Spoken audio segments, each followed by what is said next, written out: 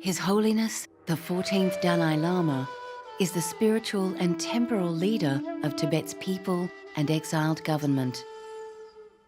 In 1959, he dramatically escaped into exile and established the Tibetan government in northern India.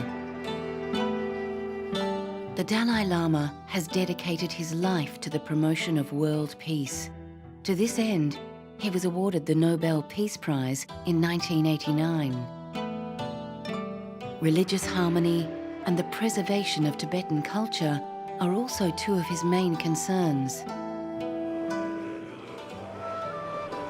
Throughout the last 50 years, he has travelled around the world, sharing his wisdom and Buddhist teachings. Thank you.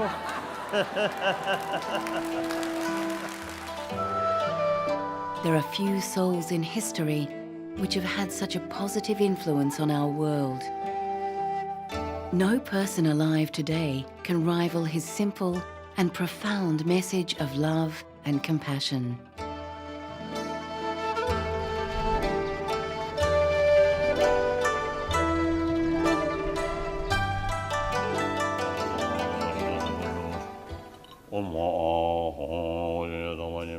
His Holiness the Dalai Lama currently resides in the foothills of the Himalayas in northern India. Here, the Dalai Lama is visiting the Gyatso monastery, which is a sanctuary of Tibetan culture and Buddhist teachings. The life of a Gyatso monk is a life of practicing loving kindness and compassion for the benefit of all. The monks do this by the practice of the tantric arts, including harmonic chanting.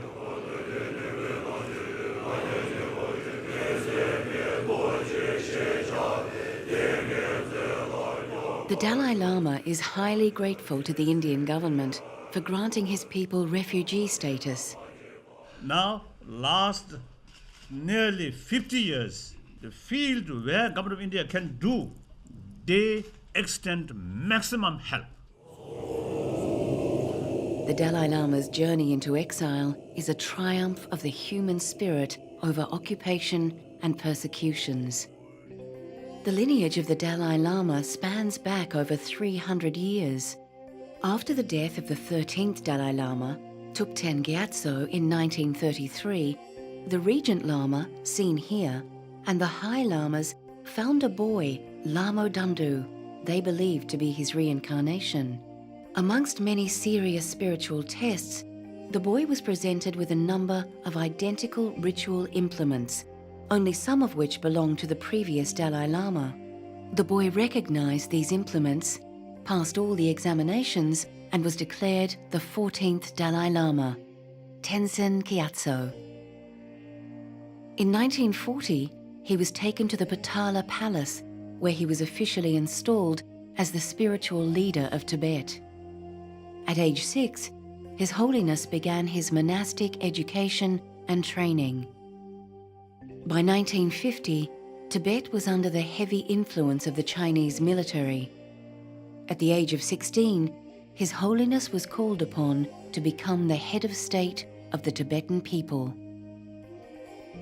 On the 10th of March 1959, General Chiang Chu-wu, the Chinese military commander in Lhasa, extended a seemingly innocent invitation to the Tibetan leader to attend a theatrical show by a Chinese dance troupe. When the invitation was repeated with new conditions, that no Tibetan soldiers or bodyguards were allowed to accompany His Holiness, an acute anxiety befell the Lhasa populace. Tens of thousands of Tibetans gathered around the home of the Dalai Lama at Norbuglinka Palace, determined not to let His Holiness attend the show alone. Disguised as a common Tibetan soldier, the Dalai Lama, along with a small escort, passed through the crowd and headed south to the Indian border. Within hours, the Chinese army had invaded the palace with tremendous force. Sherpa Chose Lobsang Tenzin Rinpoche, the former abbot of the Gyatso monastery, recounts the horrific events that unfolded on that horrendous day.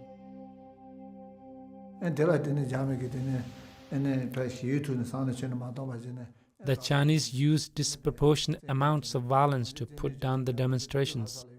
With no mercy shown, the scale of destruction and the use of force was unbelievable and unnecessary, in that it was like the sky had fallen down to earth. Such was the cruelty of occupation and invasion that it was absolutely untenable to continue living in Lhasa. We just had to think about running away to a safety without knowing where to go. Maybe it was a quirk of some divine force guiding us, somehow that we headed for southern Tibet, which proved to be a safe route to go into exile in India and seek refuge. One of the reasons for deciding to head for southern Tibet was that the territory was under the control of the Tibetan resistance group by the name of Chushi Gangdu, 4 rivers and 6 peaks, formed in 1958 by Khampa fighters to resist the Chinese. And so they kept the paths Chinese free. The territory the Khampas controlled in the southern Tibet linked almost to the Indian border, which then allowed importantly His Holiness the Dalai Lama, subsequently myself, and about 100,000 refugees to pass safely into exile into India.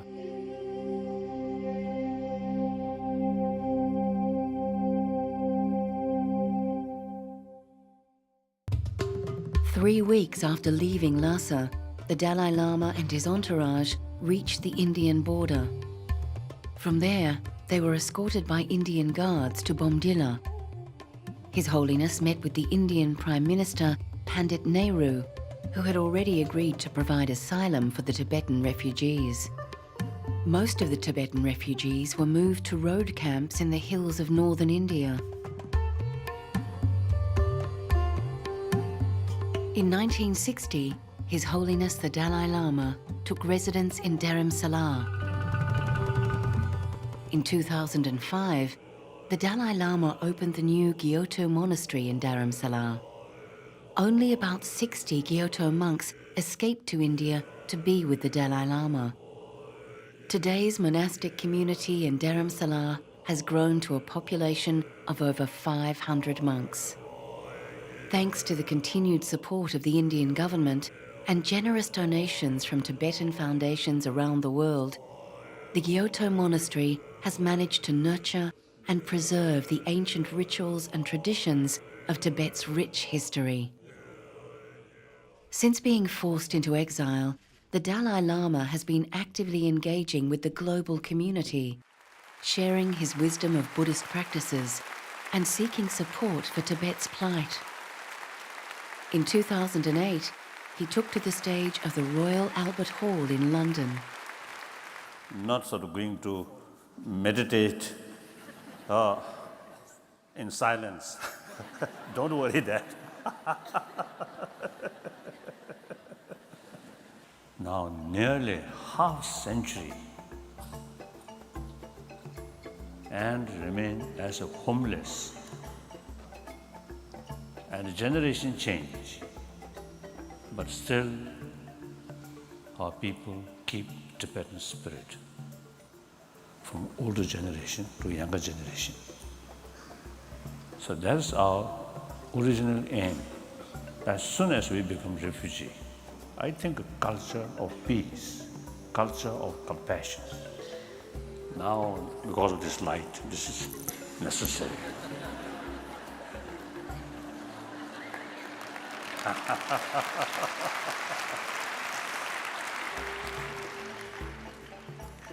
This is not red head sect or yellow head sect or blue head sect or nothing. This is something practical.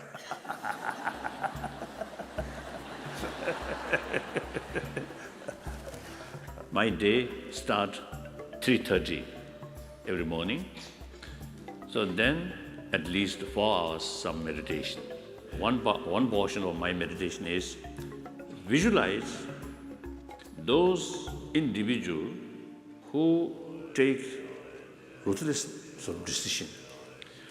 So visualize these things and then take their anger, hatred, suspicion, and give them compassion, spirit of forgiveness, patience, like that. Looks silly, just imagination, no actual effect. But the practitioner's emotional level, immense benefit. But the person who carried these wrongdoing, that actually really deserve our compassion, our sense of concern, because they are wrongdoing. So from the Buddhist viewpoint, they have to face consequences. So there's more reason to feel concern about the troublemaker rather than victims.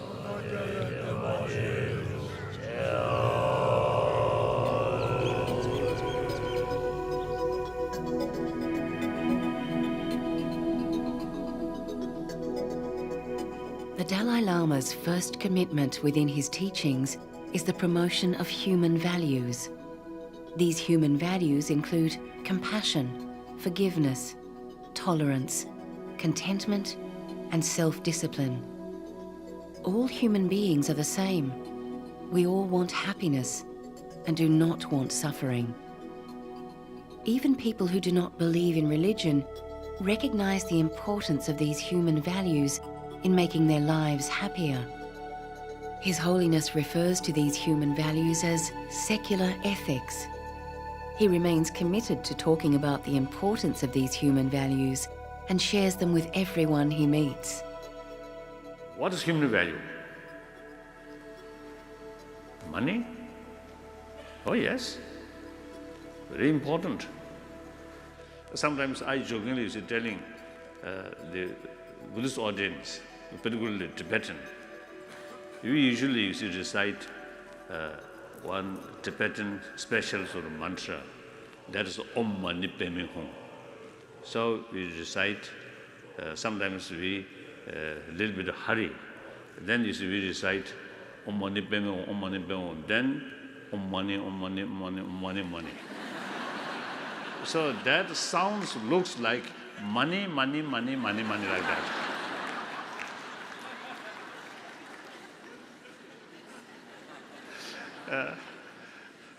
So maybe dollar money, or pound money, like that. But of course, what I think value. And of course, all these external the facilities, there's valuable things, good. But all these provide physical comfort, not mental comfort. If you have plenty of money, then some kind of satisfaction in their mental level. Oh, I have a lot of money. That is illusion, actually, because we notice among the billionaire, plenty of money, but as a person, very unhappy person, a lot of worry, a lot of anxiety, a lot of suspicion, a lot of jealousy. As a person, billion money failed to bring inner peace. Billion money bring more suspicion, more uncomfortable, more worry. Anyone who truly believes if you have money, everything can solve. Everything, because of that, then you get real 100% satisfaction. That's, I think, illusion. Money can bring some friend, but that essentially friend of money, not friend of being yourself. Your fortune go like that. You become richer, richer, richer. You found more friends. When your fortune goes like that, then these friends also, I think, will disappear. Even you want to telephone, they may not answer. Isn't it? So these friends are not genuinely your friend, but a friend of your money. Isn't it? So therefore, the real friend only come out of the sense of concern or respect. Respect them, develop genuine sense of concern or compassion. Main point is that is a seed of happiness, seed of inner calmness, inner strength. More inner strength, self-confidence. Self-confidence, less fear. That automatically develops some kind of close feeling towards the rest of the human being. Compassionate attitude open our inner door. As a result, much easier to communicate with others. If too much self-centered attitude, then fear, doubt, suspicion, these come. As a result, our inner door closed. Then very difficult to communicate with others. The way to promote human value, which is basis of our inner peace, that is very important factor for happy life, including healthy body. The Dalai Lama's second commitment is the promotion of religious harmony and understanding amongst the world's major religious traditions. Despite philosophical differences, all major world religions have the same potential to create good human beings. It is therefore important for all religious traditions to respect one another and recognize the value of each other's respective traditions. As far as one truth, one religion is concerned, this is relevant on an individual level. However, for the community at large, several truths and several religions are necessary. Promotion of religious harmony, if you have sense of global responsibility, every human being, including non-believer, even those people who criticize religion, who anti-religion, they also human brothers and sisters. So once we develop that, then of course those people who have different religious faith, no problem. It is their right. So actually all religious tradition, all major religious tradition, you see, carry message of love and sense of brotherhood, sisterhood. So different approach. Some say there's God. God created all these things. So true sense, brothers, sisters. And some say love causality. Again, good experience come from love, respect other. Bad result come through harming other.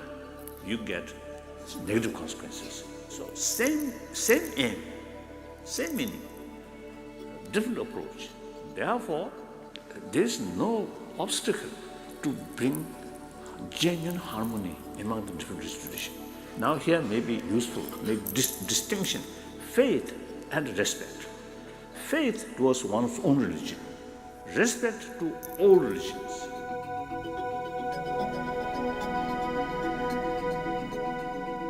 The Dalai Lama's third commitment is to the Tibetan issue. His Holiness has a responsibility to act as the free spokesperson of the Tibetans in their struggle for justice. As far as his third commitment is concerned, it will cease to exist if a mutually beneficial solution is reached between the Tibetans and Chinese. Then third commitment is regarding Tibetan problem, Tibetan struggle. The most important, Tibetan people, inside as well as outside, they very much trust me, put a lot of hope on me, so I have the moral responsibility to serve them as much as I can.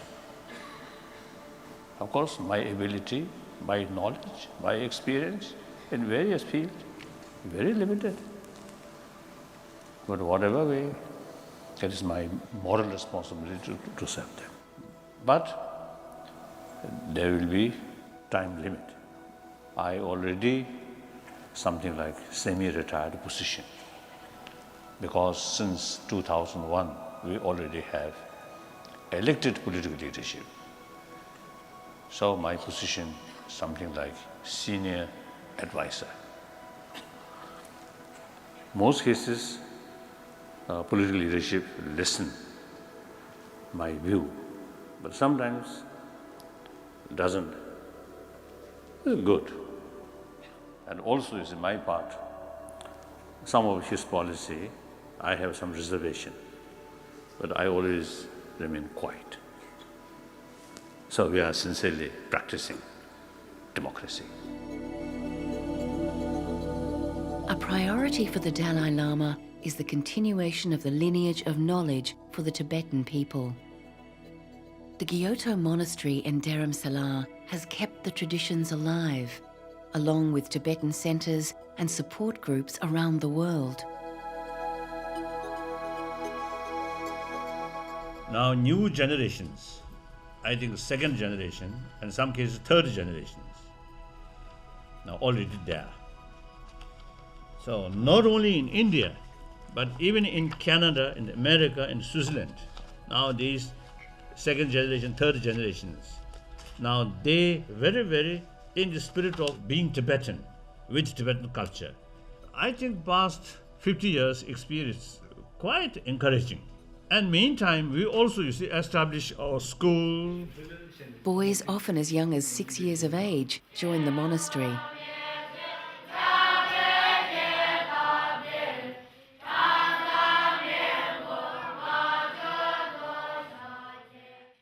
I was 13 years old when I came to monastery, and I feel very good to come in monastery. And I came with my own self in monastery. I told my mother I want to go to become a Lama. For that I came here. I was very exciting to see Dalai Lama, and I got to see Dalai Lama from near, and I was very happy. And Dalai Lama is very big Lama, and why he is Lama? And he is like in God.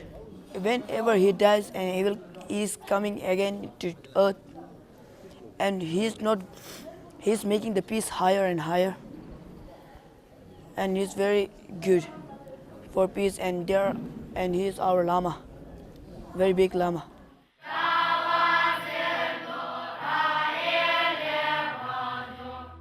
Then they re-established a monastic institution.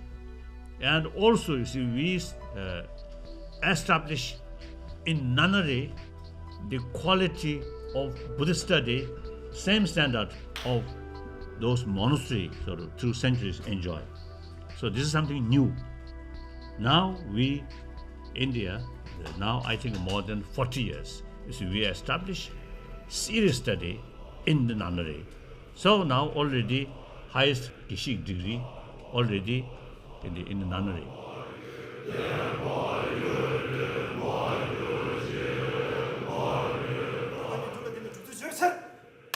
With help of Indian government, I think among the refugee, political refugee, I think we Tibetan become most successful refugee community. So it is very good. They so far, these really doing very well. The Dalai Lama's role as the spiritual leader of the Tibetan people has been pivotal over the past 50 years. But his role as leader of the Tibetan government in exile has been more challenging. The Dalai Lama has been generating constructive dialogue for the Tibetan quest since he petitioned the United Nations General Assembly in 1959. He won the support of countries such as Malaysia and Ireland, which insisted the UN must act on the Tibetan problem. Be it in Tibet or anywhere else in any part of the world, must be a matter to be taken up by the United Nations. Can it seriously be claimed that a country like Tibet, which has become almost legendary by reason of its separateness from the rest of the world, and which has all the marks of a distinct national personality, belongs essentially within the domestic jurisdiction of another country? The General Assembly agreed to adopt 3 resolutions. These resolutions included that China would respect the human rights of Tibetans and their desire for self-determination. The United Nations resolutions were not implemented by China. Unlike his predecessors, His Holiness has held talks with many prime ministers, royal monarchs and presidents in a bid to gain support for Tibet. His life in exile has led him to more than 62 countries, covering 6 continents. In 1996, he travelled to South Africa, where he met with President Nelson Mandela. I pray and I wish, all your hard work, can succeed. And not only benefit for people in this country, but also, I think, for humanity, I think you can be a very good example. It has not been an easy journey. The Chinese government has a lot of influence on the global political arena and regularly pressures world leaders not to meet with the Dalai Lama. Sorry, you said this is not a political visit, but had Gordon Brown invited you to Downing Street, would you have accepted the invitation? No reason to refuse. The Dalai Lama also enjoyed numerous meetings with President George Bush. Between George Bush and me, we have, one common thing, that is the promotion of democracy.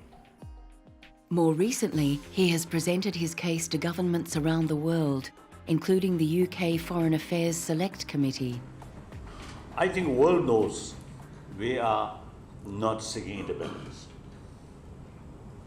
So sometimes I jokingly telling people, we both sides have some mantra or recitation. I recite one recitation, that is, we are not seeking independence, we are not seeking independence. That is my recitation. Perhaps it's 1,000 times. I think it's 1,000 times. Then the Chinese recitation is Tibet is part of China, Tibet is part of China, Tibet is part of China. That is their recitation. So just a mere recitation, not much effective. So we have to work. I feel a little uncomfortable. But I am Buddhist monk. All my conduct, what I really feel, I express. I have no interest or practice saying something and keep in mind something different. After all, solution must find between Chinese and Tibetan, no one else. So the support from Chinese people is very essential. Now already some writers, some intellectuals wrote, I think, really very objective assessment or articles. So this is really a hopeful sign. Universal responsibility. Each of us must learn to work not just for oneself, one's own family, or one's nation, but for the benefit of all humankind. Universal responsibility is the foundation for world peace. It seems to me many problems which we are facing, essentially man-made problem. Of course, nature disaster. These things, something different. But major portion of our problem is essentially our own creation. And meantime, nobody wants a problem.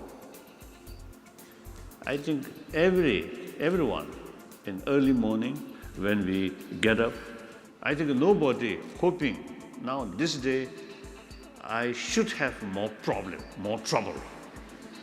Nobody feel that.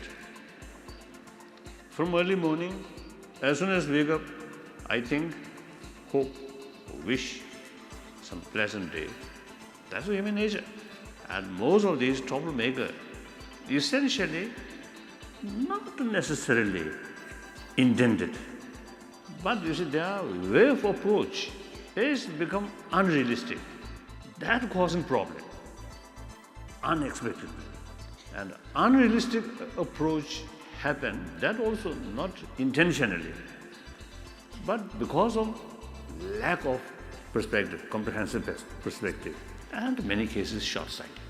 So that ultimately lack of sense of global responsibility. We divide we and they and feel our interest is something independent from their interest. So taking most important our own interest and disregard others' interest. So that creates problem.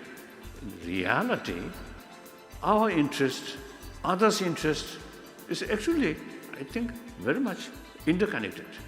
So in the reality, we are part of the 6 billion human beings. Therefore, 6 billion human beings happy, one individual bound to be happy. If 6 billion get trouble, you cannot escape. So that's the reality. So according to that reality, our century-old concept of we and they, something independent, I think that outdated. So therefore, the idea is a sense of global responsibility, develop sense of concern of entire humanity, entire world.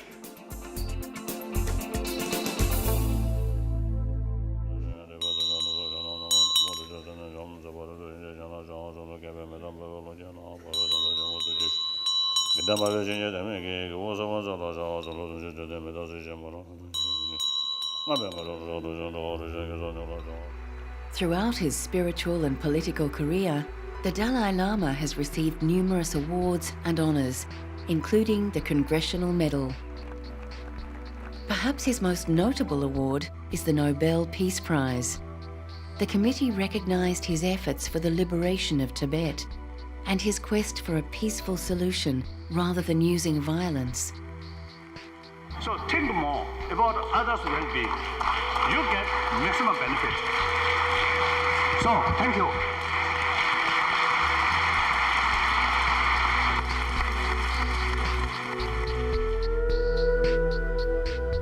Throughout his travels, His Holiness has spoken to many public audiences and touched the hearts of millions around the world.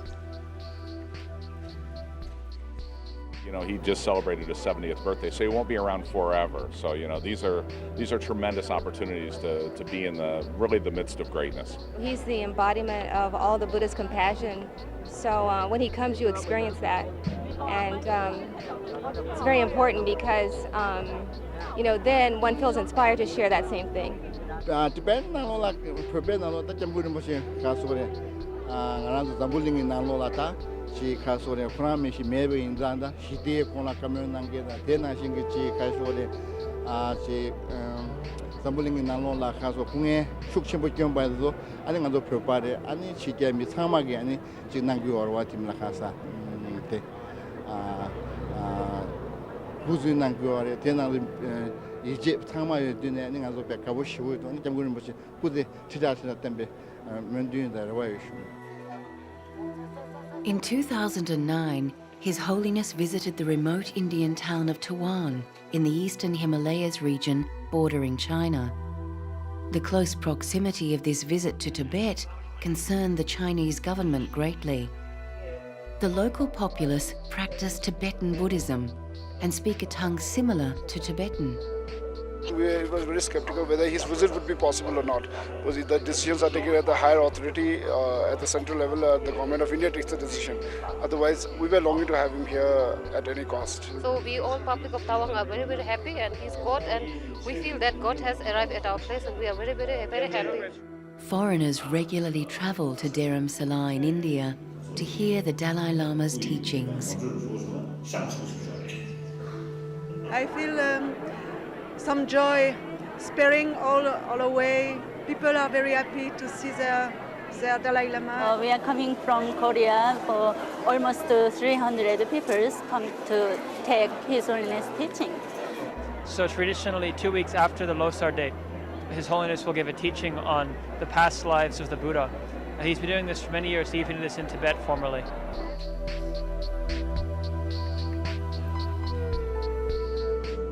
It's little wonder that in these times of global conflict, that people of all cultures and religions desire to hear the wisdom of His Holiness.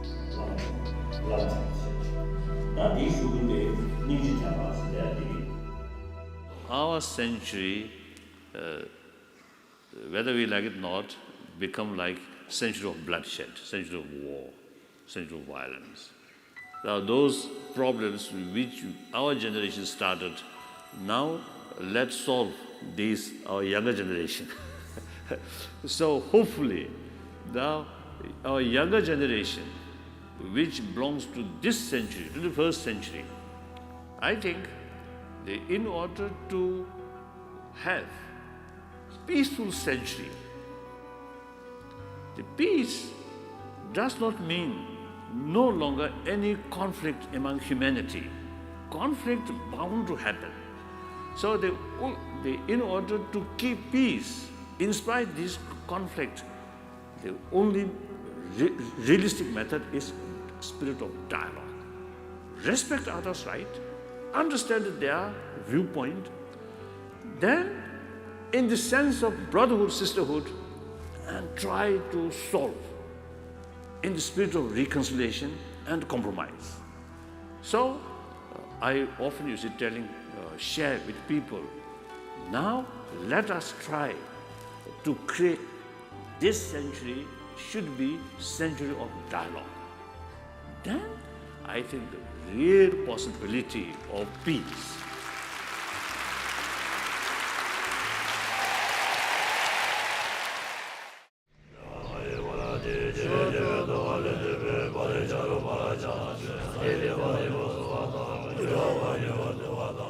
I think some inner peace, some certain kind of inner peace through practice. So here now this is one example. In order to keep inner peace, compassion really makes differences. Very important. Because self-centered sort of person, very sort of cherishing oneself, only oneself. So the reflection of that feeling, they use the word I like that. So that word, nothing wrong. But the real attitude here, just think oneself.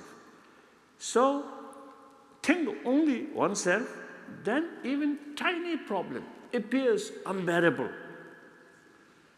If your attitude, think others' well-being, that means others is infinite. So think more about others' well-being, your mind open, widened. Then your own problem appears not significant, insignificant. Same problem, same tragedy can be much different how you see it. This angle, you can see something very bad. From this angle, oh, okay. That often, you see, happen. Therefore, the compassionate attitude really widened. So one's own problem, then not much sort of seriousness. So that, I think, makes differences, our inner peace. The way to promote human value, which is basis of our inner peace, that is very important factor for happy life, including healthy body. Some scientists actually, you see, told me, anger, hatred, fear, actually eating our immune system. Compassion, increasing or strengthening our immune system. So therefore, health viewpoint and peace of mind, in both cases, warm-heartedness is key factor.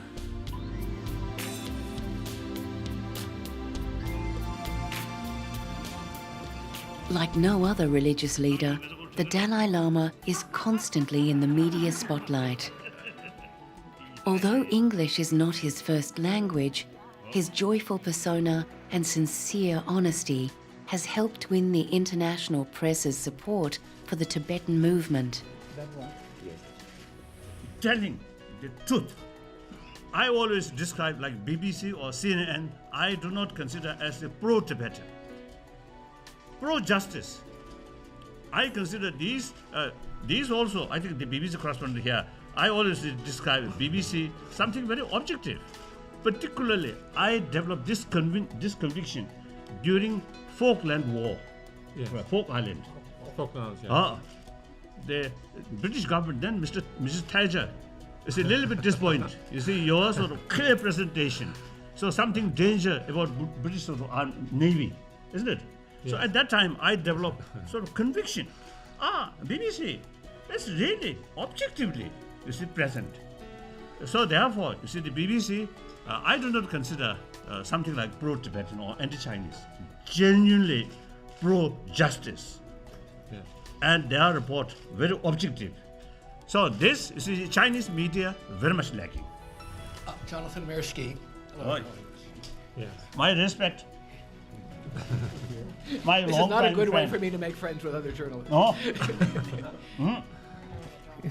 The person who asked me as early as 87, if things become more violence than what I do, then I immediately answered, if violence become out of control, then my option is resign. You see, this answer recently also I repeated. So thank you. Yes, now your questions. Now I've forgotten what I was going to sorry. No, Ben Cole at Positive TV. Could you please... Positive TV. Positive TV, well, what's the yes. meaning? It's again. It's instead of negative TV. Then all of them. That just means that we're beginning to sit, that MPs are going into the chamber. I see. Don't worry. Not a fire. Not the sign of end our meeting. No. Then okay. So, all fire. No fire. we cannot jump here. Too high. Okay. So, yeah. Clearly, a press conference with His Holiness can be a humorous experience. But when the subject of China is raised, it is no laughing matter. I'm Li Peng from China News Service. You just mentioned human rights. Do you think situation of human rights in Tibet is better or worse at the moment than previous period before 1959? Worsened. Worsened. It's better or worse? Yes. Worse. Could you give me I more think that details? best answer, you should go to Tibet and ask. Then you get answer. If I say worse, then immediately you say, oh, Dalai Lama exaggeration. There are some journalists who are in Beijing already to cover the Olympic Games. And some have come back and said the Chinese authorities are showing them lots of information about Tibet and taking them to Tibet heritage centers and giving them the Chinese government's view. So they're being very organized to use the opportunity, this is the claim, of having journalists in Beijing to show them the Chinese authorities' view. That's not unusual. Now, last 50, 60 years, always go like that way. Even during Cultural Revolution, the all Chinese media full praise about Cultural Revolution. So then later, you see, political situation change, leadership change, then full criticism about Cultural Revolution, like that. The Dalai Lama shared some of his insights regarding the struggles of dealing with the Chinese government at the Royal Albert Hall. One Tibetan monk I know very well before 1959. He spent 18 years in Chinese Gulag. So this monk then used to join Dharamshala. One day we casual talk. And then he told me, during 18 years in Chinese Gulag, he faced few occasions some danger. Then I thought, danger on his life, maybe. And I asked, what kind of danger? And his answer is, danger of losing compassion towards Chinese. So that kind of sort of attitude. But recently, the Chinese government seems to pay more attention about the Tibetan problem. So, and also I think because of the worldwide sort of clear signal about your concern, I think that this definitely impacts in the leaders of Chinese government. So please continue your sort of expression of solidarity, expression of your concern, really helpful. And then wherever you find sort of opportunity, talk with Chinese brothers, sisters, then talk, educate. Because some of the Chinese, they have no fuller information about the reality. So sometimes they really got the feeling we Tibetans are anti-Chinese. This is absolutely not.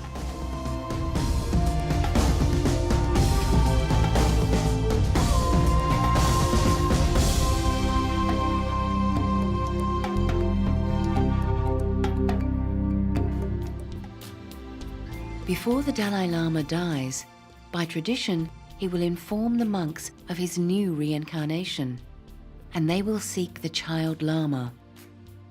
But Tibetans fear China will dictate who is the successor to His Holiness as a way of extending their control over Tibet. This was demonstrated by China's removal of the Tibetan Panchen Lama and installing their own.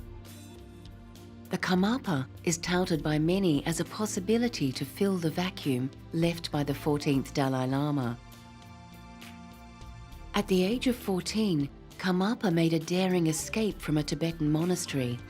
He crossed the Himalayas by foot and horseback to India and now resides at the Gyatso Monastery in Dharamshala.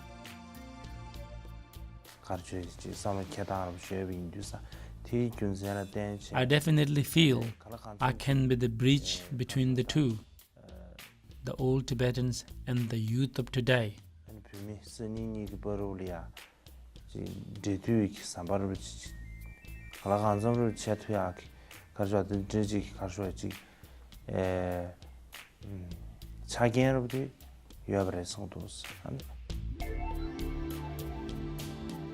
The Dalai Lama and the Tibetan people are considering many options to continue the lineage of the Dalai Lama. One option is appointing the 15th Dalai Lama before the 14th passes away. This is a radical departure from the traditional formality. The Dalai Lama's life has been a remarkable journey. Now aged in his 70s, he remains optimistic about his people's future.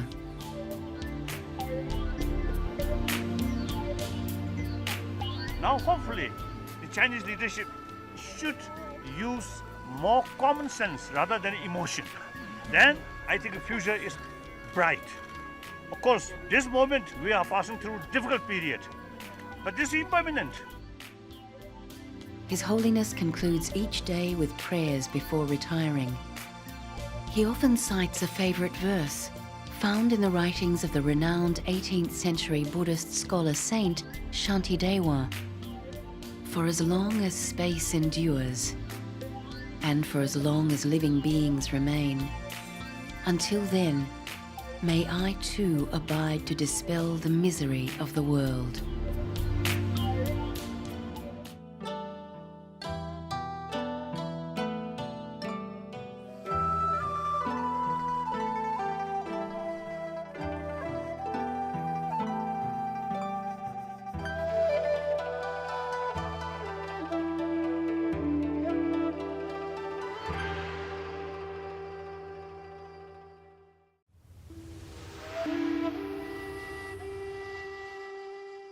On the eve of the Dalai Lama's talk at the Royal Albert Hall, he was asked what he would discuss.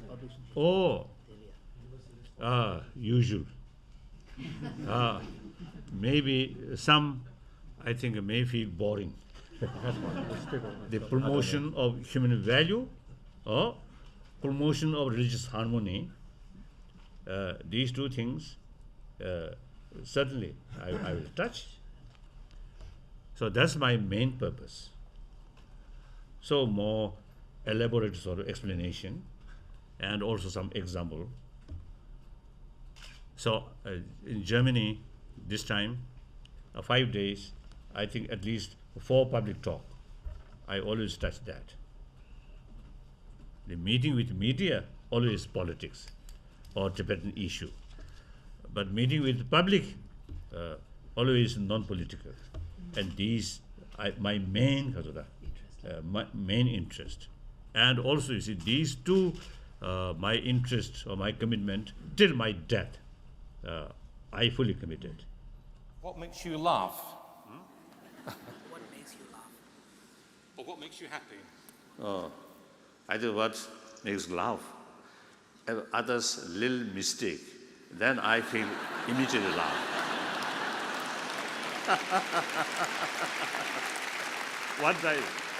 One time in London, I think which place I can't remember. Some you see young Tibetan perform some dance or something like that. So one child wear shoe very big. so as soon as I saw that big shoe, one young Tibetan children, then I laugh like that. And then sometimes you see the people too much serious. One occasion in Mexico City, one interfaith service. So a few representative of different traditions, including one Japanese Buddhist representative there. So as usual, it's quite stern or very dignified. And then as usual, you see, he do rosary like that. Then somehow the string broke. So you see, the beads scattered all over, but he still remained like that. That I feel very laugh. Yes. Sadly, I've been told I'm only allowed one more question. I'm very sorry about that. It is, would you like to be reborn in London? What do you mean reborn? Reincarnated. No. I'm not born here. So reborn where?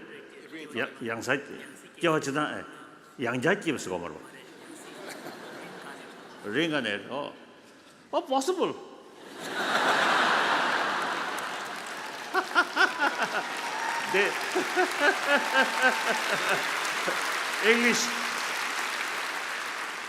Englishmen, since since my childhood, we describe Englishmen as a big nose.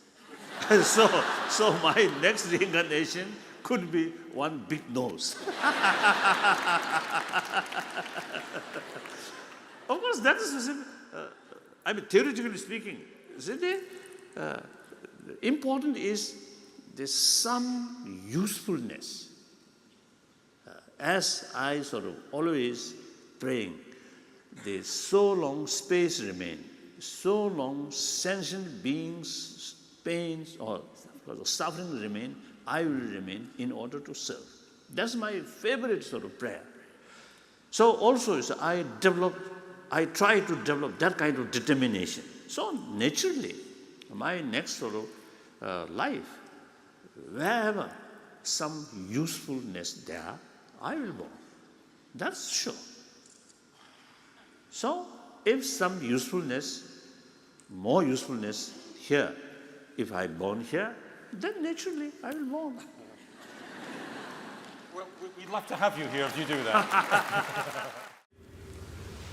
Inner peace, inner satisfaction, ultimately depend on our own mental attitude. Now, what kind of mental attitude?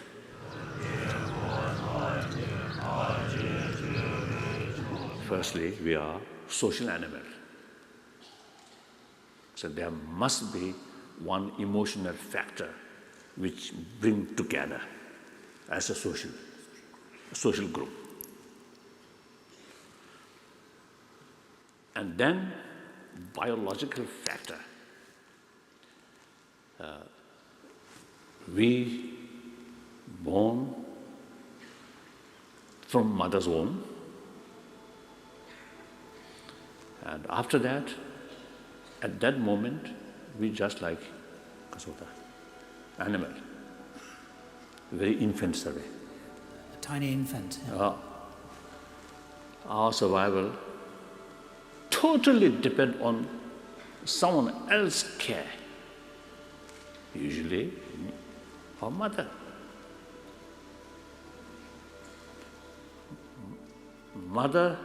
If mother abandoned, I think 1 to 3 days we die.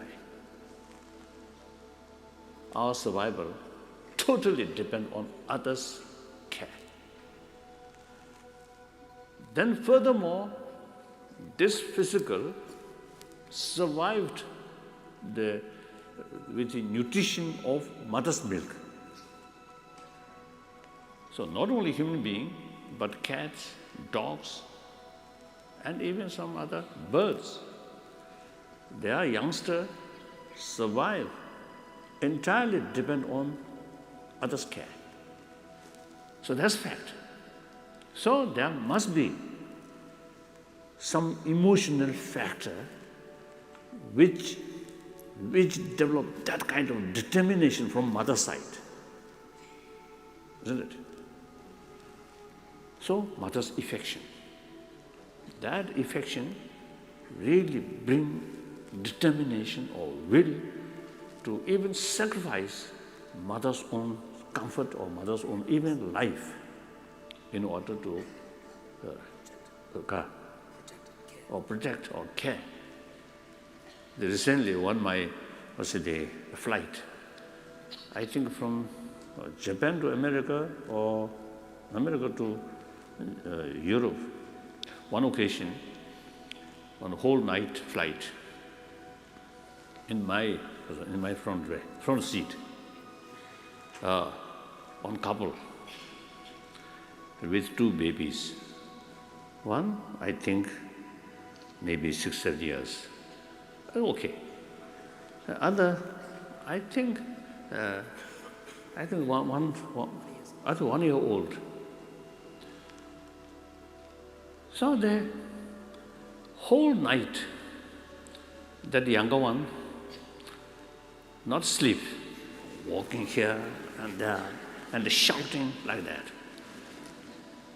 So one occasion, I present my sweet from my pocket, and take it, and then again walk like that. The father, at the beginning, father also is taking so much care.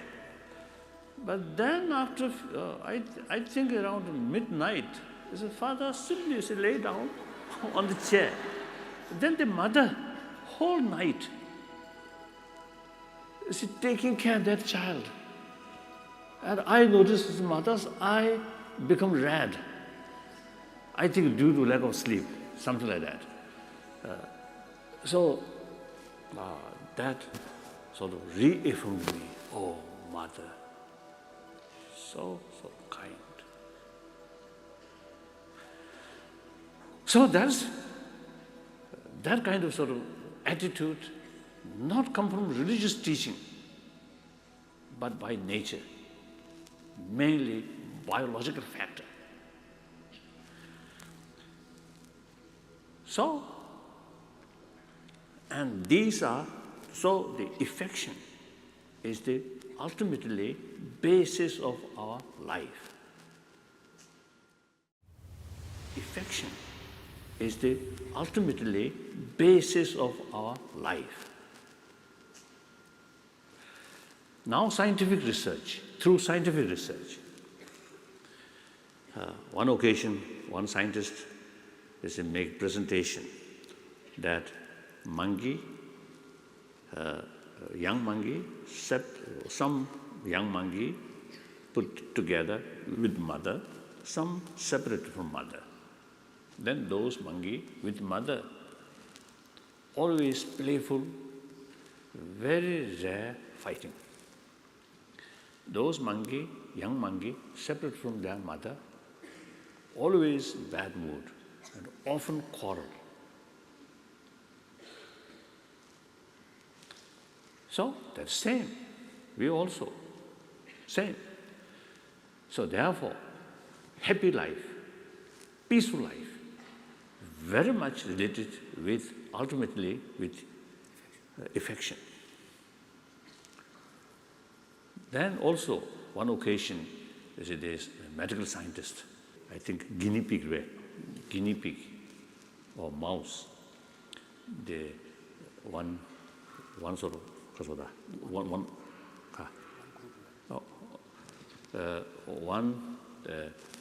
what called this licking. Licking is very positive effect, recover what's a wound. So all these indicates affection really makes effect on their physical selves as well as mental comfort. So therefore, we can say human affection is the human basic value.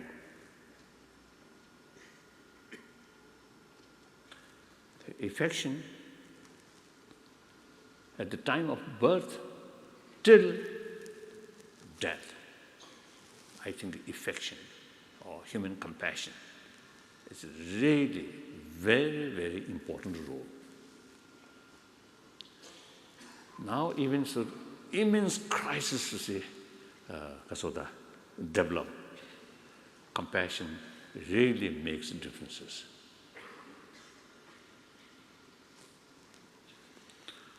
I think, okay, no problem. My own case, recent sort of development after 10th March. 10th March afternoon, I received news from Lhasa.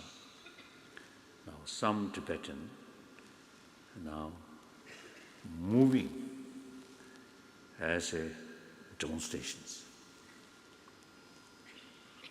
As soon as I heard that, I developed same experience which occurred in 10th March 1959. A lot of anxiety and also fear. That same kind of sort of experience since 10th March this year. But the intelligence level, a lot of anxiety, fear, doubt, and different sort of, expectation, uncertainties, a lot of things. But underneath, I think more emotional level seems to be quite okay. So one result, usually I spend at least 8-9 hours sleep. What do you think, too much?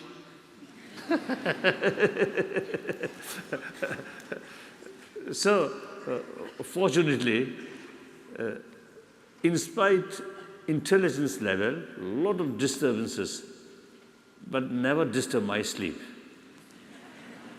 So seems to see the underneath some calmness there. Many Londoners support rights in Tibet. What would you like them to do?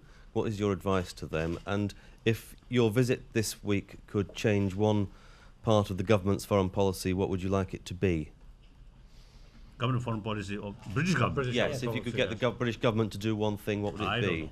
That I don't know. That I think up to parliamentarians. House of Commons, Maria. It's the Chinese foreign policy that needs changing, Yes. isn't it? Other critics, so they, since our approach, I prefer use the word our, because since 2001, we already have elected political leadership. My position is a semi-retired position. So I'm acting like senior advisor. So this is true. Every decision, sometimes, I understand, the elected leadership not carry my sort of advice. Sometimes different sort of the decision take place. I always welcome. So we are truly, I'm truly acting advisor, not real decision maker. So I prefer because of the explain we. Since you see our approach, not seeking independence, seeking mutually equitable solution within the framework of Constitution of People's Republic of China. So the people, I think, can educate Chinese sort of people, Chinese intellectual. Already many Chinese intellectuals now really showing genuine sort of support, genuine solidarity. So further sort of educate whenever you have the opportunity. That I think one thing you can do. And then also recently I suggesting to the Chinese community and also Tibetan community, now time has come to set up something like Sino-Tibetan friendship group. That's, I think, very, very important. Otherwise, you see, recently I noticed to see many Chinese students, very much emotion. Inside Tibet, inside China also, it happened. Some Tibetan family who have some restaurant or some small shop, they, after this sort of crisis, many Chinese, ordinary Chinese, now they refuse to come. And naturally, you see, they got, wrong information. Seems as a government, created that kind of impression. We are anti-Chinese. And also, not only we, but the Westerns also, something like anti-Chinese. So actually not. So that I think in that field, I think the people, Londoner, I think certainly can help. Just to come back to a previous question, is there anything special you would like the British government to do to help the situation at the present time? Right from the beginning, I always say against make isolation China, not good. And China, very important nation, we must respect. And then meantime, there's Tibetan saying, if you are true friend, close friend, then it is important to make clear the wrong things about your friend through friendly manner, not sort of negative way, very, very positive way, as your television mentioned, very friendly manner, very, and in the meantime, I also, mentioned right from the beginning, economy is important, but human values are more important. Human issue, more important, like human rights, and also the environment issue. These are very, very important. So, while you are making close relation in business field, business interest, there is no point to neglect or forget about principles. That, I think, very, very important. The Dalai Lama is philosophical about China's stance on the Tibetan issue. Their main ambition is to become superpower. In order to become superpower, you need moral authority in order to bring respect to the rest of the world.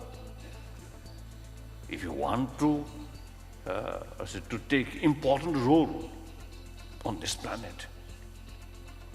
The respect from the rest of the world is very essential. Most populated nation and ancient nation, very important. So very close relation, genuine friendship with that country is very essential. But meantime,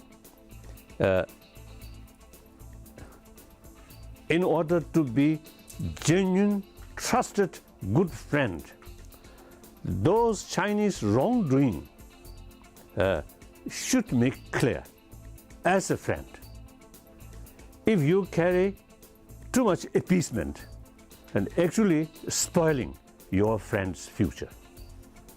I always believe our approach, middle wave approach, is actually helping to bring stability, unity, prosperity, and ultimately bring harmonious society. So anyone, including European Union, helping that is indirectly helping to the Chinese government. Of course, some hardliner Chinese officials say too much suspicion, they get used just to bully and telling lie.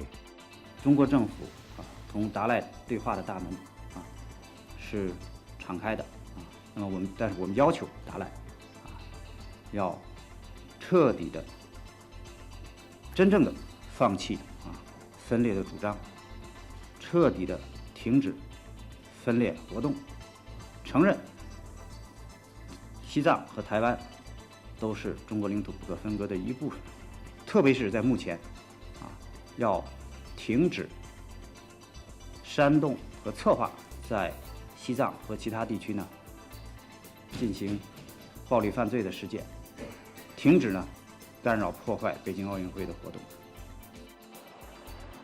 Negotiating with the powerful Chinese central government and finding a solution has been an uphill battle. This is a subject that His Holiness has been outspoken about for decades. Chinese government made 5-point proposal, all points about me. I will get all the privileges, all the status which I have before 1959. So then I told, this is not the issue.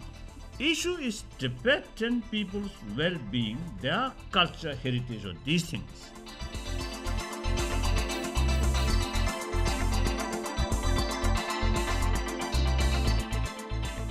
关键在于达赖喇嘛他本人的态度，他能不能放弃他的这个藏独的立场，能不能停止他的这个破坏活动？关键是中央政府对达赖的这个政策是明确的，是一贯的，就是要放弃一个独立，承认两个，停止他的分裂活动。只要有这个东西，不光是嘴里说的，他确实这么做的，应该说谈判是有希望。 Our proposal, middle wave approach, not seeking independence, but seeking genuine autonomy. Many Tibetans inside Tibet fully agree that. So that's the mutually agreeable solution. Because the Chinese constitution provided these rights and their policy regarding minority, certain rights mentioned there. Now the problem is all these rights just remain in paper, not implemented. I feel that my direct responsibility dealing with Chinese government now find it very difficult. My trust towards Chinese government now thinner. Save Tibet! Save Tibet! After years of fruitless dialogue, the Tibetan issue came to global prominence in the lead-up to the 2008 Beijing Olympics. we cannot accept the violation of human rights in Tibet, and we want to give a signal to the Chinese government that Tibet should be free, should be autonomous, and the Dalai Lama should come back to Tibet. Western governments urge the Chinese central government to reopen dialogue with the Dalai Lama's envoys. China needs to be open and transparent about Tibet, so far as the international community is concerned, but it also needs to engage in a positive and constructive good faith dialogue with the Dalai Lama and his representatives. The European Parliament had asked EU leaders to boycott the opening ceremony unless China opened talks with the Dalai Lama. EU President José Manuel Barroso had a constructive meeting in Beijing with Hu Jintao, President of the People's Republic of China. They are ready to discuss everything except sovereignty over Tibet. And so if the concern of the Dalai Lama is, as he has always stated, the respect for cultural identity, religious identity and autonomy inside China, I believe there is real room for a dialogue. So anyway, I think everybody recognizes that this is an important step and a very important one. I'm particularly happy that this was announced today, and I'm encouraged by those positive developments. But of course, this issue is a very, very difficult one. We cannot expect, let's say, breakthroughs immediate, but I think we should encourage this kind of dialogue. The Dalai Lama's envoy had high-level talks with the Chinese central government in the southern city of Shenzhen near Hong Kong and returned feeling optimistic. All very candid. We had very candid discussions. How would you describe the talks? Positive, constructive, a first step? It's always, I think, a good first step. But the further the Olympic torch travelled around the world, the more passionate the protesters became. Free Tibet! Free Tibet! Free Tibet! Free Tibet! The Olympic game, right from the beginning, we fully support. So Olympic torch is part of that. The over 1 billion Chinese brothers sisters really feel proud of it. We must respect that. Therefore, we should not disturb that. Despite the Dalai Lama's pleas for calm, the protests and demonstrations continued around the world. When the Olympic torch came closer to Tibet, tensions boiled over. Tibetans staged an anti-Chinese government protest and were met with the heavy hand of the Chinese police force.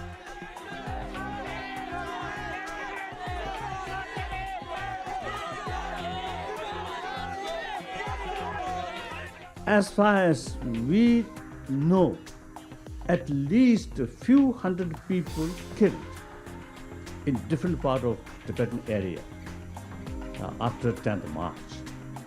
Now at least a few thousand arrested. The Chinese government was unapologetic for their use of force. 这样的一个行为，到底是和平的示威还是暴力的犯罪？难道杀人、纵火、抢劫、砸毁商店、学校、银行，这是和平示威吗？难道这种行为要被容忍吗？那么，如果这样的行为被容忍的话，那么世界上还有没有法律？还有没有人权？还有没有公道？ Following the 2008 Beijing Olympics, talks between the Chinese central government and the Dalai Lama's envoy made no progress.